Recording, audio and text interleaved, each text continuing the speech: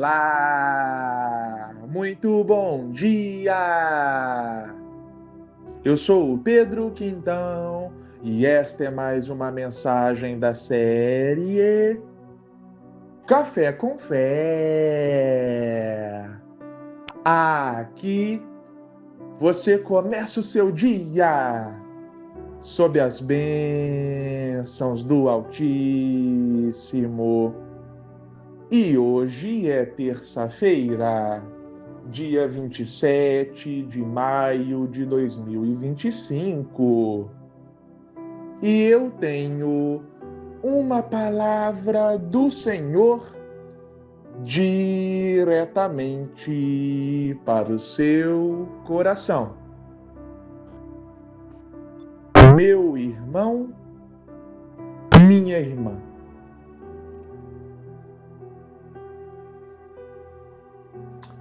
A vida com Deus é uma jornada. Não é uma corrida de 100 metros.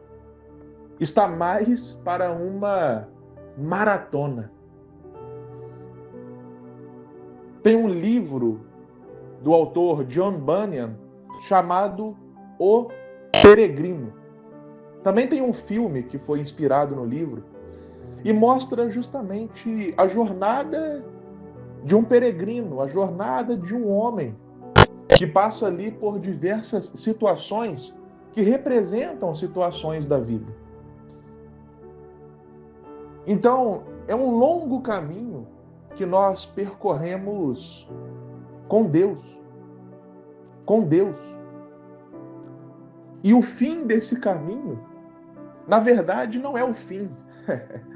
É aí que entra uma grande boa notícia também.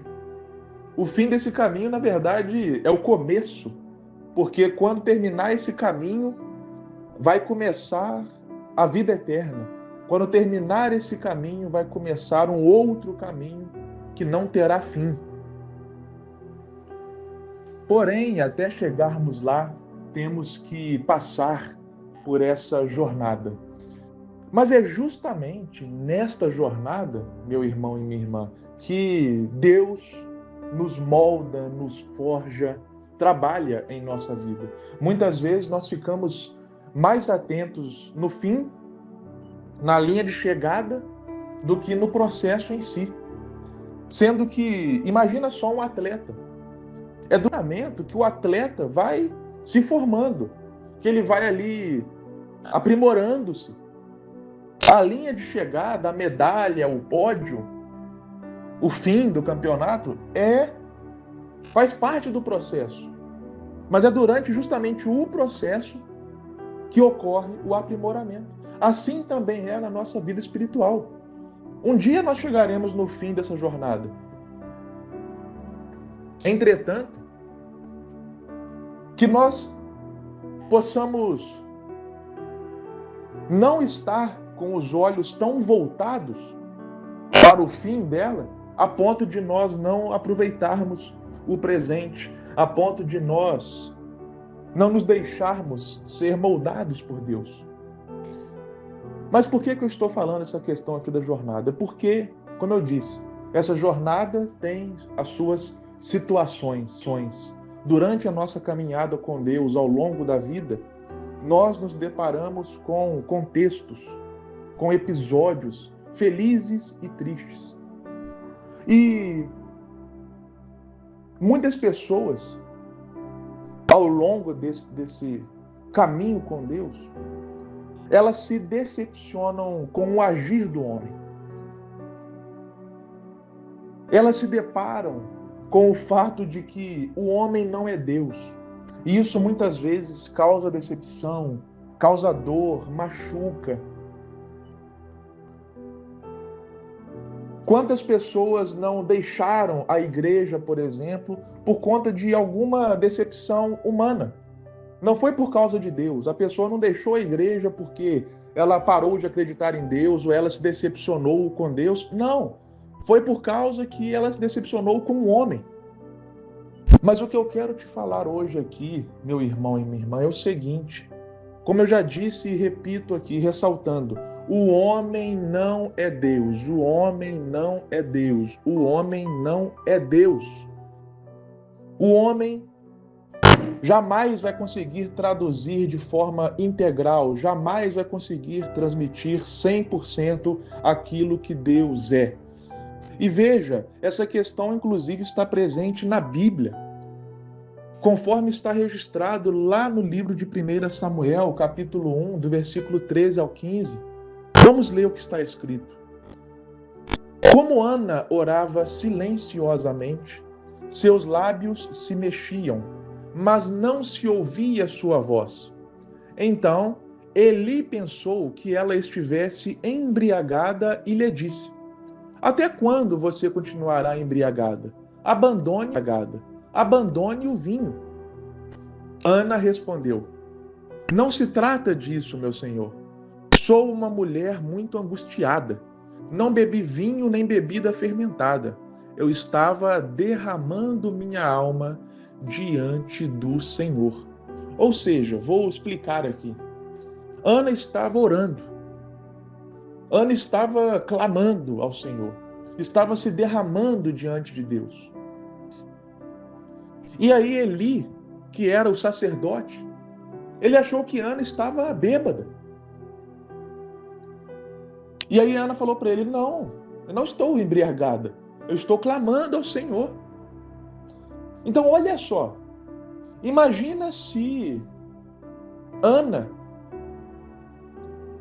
tomasse como fato de que Eli era a plena representação de Deus. A representação de Deus.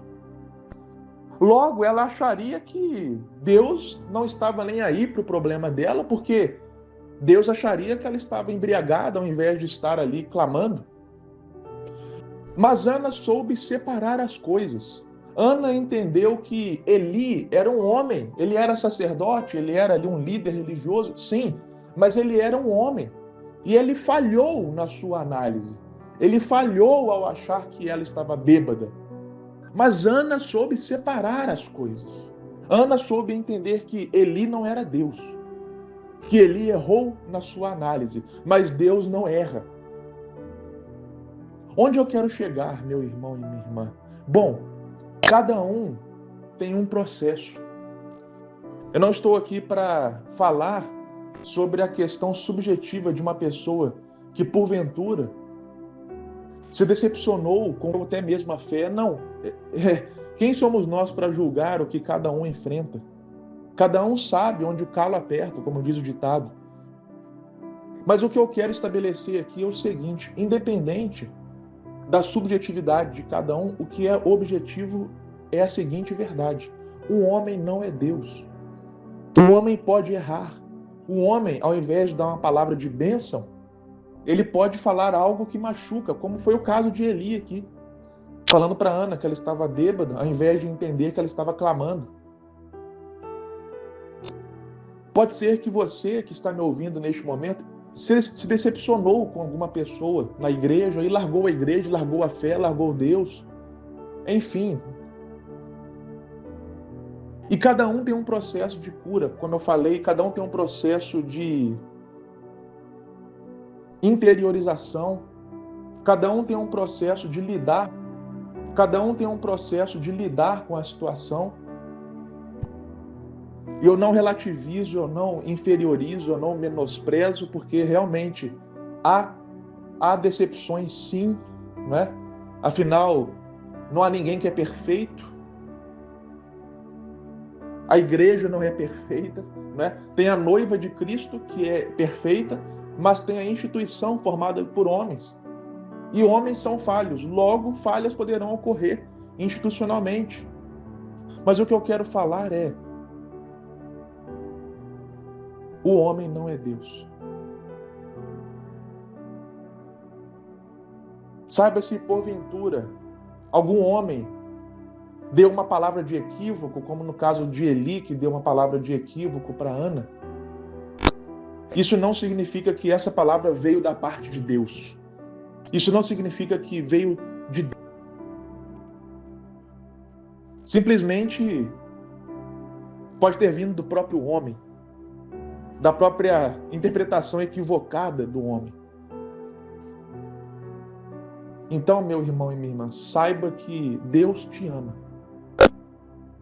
Às vezes o ser humano que fala em nome de Deus, e aqui eu estou falando de qualquer ser humano, né? Não é apenas líder religioso, qualquer ser humano que tenha um relacionamento com Deus e, portanto, fala de Deus para as pessoas, qualquer ser humano é passível de talvez não conseguir fazer o outro sentir-se amado por Deus.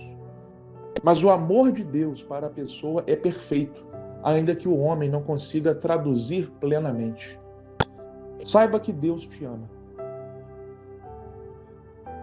Com essa verdade,